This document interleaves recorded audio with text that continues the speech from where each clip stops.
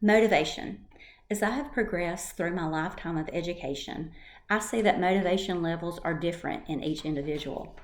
Motivation seems to determine the level of education that a person reaches in their lifetime. Jennifer Kretschmeyer completed a study in 2021 that summarizes that motivation can explain the academic success or failure of students. What motivates me now? Everyday learning and continual improvement motivates me. During my life, each time that I have considered obtaining a higher degree, my first response is that I do not want to go back to school. After some internal conversations within myself, I realize that I have not yet reached my full potential, that I must keep pushing forward. I've also realized that new learning and new experiences do not come without some pain, like the old saying, no pain, no gain.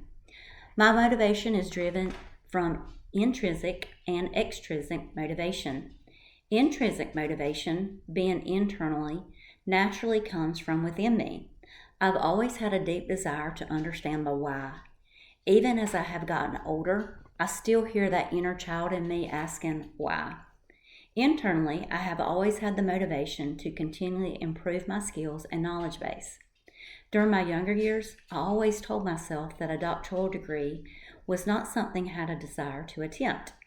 After completing my specialist degree and getting a leadership position as an assistant principal, I realized that I am not finished learning yet. I did not come from a college-educated household, but as I moved through high school making good grades, which was my extrinsic motivation, I realized that I had potential.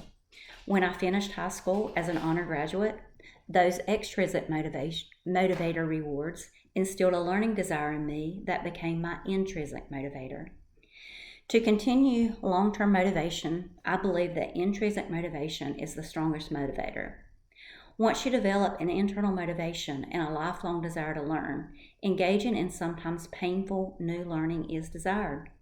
When you develop the mindset to always seek the best version of yourself, you have reached the level that is needed to stay motivated to continual studies and learning. How will I recognize when my motivation is beginning to wane?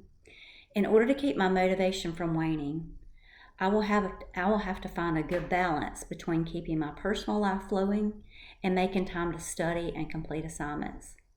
It is when you lose touch with your life is a huge open door for motivation to begin waning. You can identify a student who has started to illustrate waning motivation when their grades start declining and the student is not wanting to make time to complete assignments. Then motivation waning has begun. A motivation strategy that I will be implementing to sustain my level of motivation throughout my doctoral degree is to have a friend to share frustration and successes with that understands my position in the education process. I actually have a coworker that we completed our specialist degree, our Tier 1 leadership add-on, and we hold the same position at our school that has joined the doctoral program with me. Hopefully, having a friend along the doctoral path will help me to prevent the lonely, sometimes isolating journey of completing the doctoral level degree. According to our reading for this module, Mantani from 2019 writes that venting can indeed provide relief, help reframe difficult situations, and create a sense of we're in this together. I have utilized this motivation strategy before.